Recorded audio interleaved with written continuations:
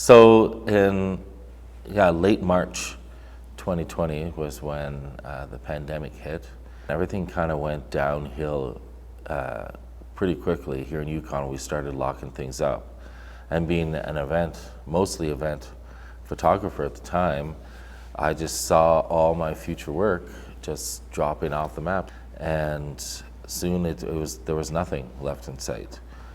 I noticed that my fellow photographer and friend, Pat Kane in Yellowknife NWT, was starting to do these social distance portraits, otherwise known as Doortraits, because generally speaking, he was photographing people in their doorways or in their windows.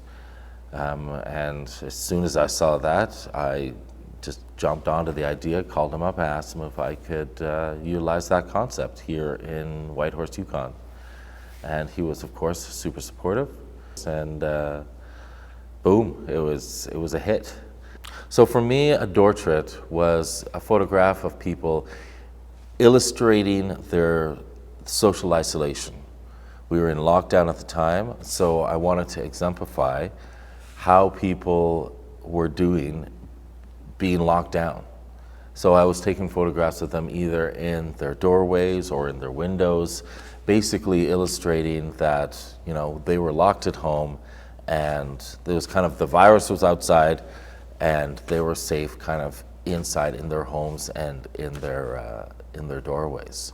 I generally stayed well beyond the 6 feet, and the need as a photojournalist especially to document something of this magnitude became quickly apparent to me. And I did not realize how much my work provided me with that social interaction, that it kind of fed that extroverted side of me. You know, so I had enough of the introverted side of me, you know, staying at home, being isolated. In terms of the people who I photographed, it was various different reasons why they wanted to get those photographs done. And also some people saw it even more broadly from a community standpoint on how this was a project they wanted to participate in, how they wanted to be a part of this kind of social documentary on the impact of the pandemic on our little community. When I started this and people were contacting me, I expected, and all I really wanted was just photos of people in their windows, just standing there, you know, in their doorways and just hanging out. While, you know, Yukoners kind of just stepped up to the plate in all their glory. A lot of people used it as their own creative outlet.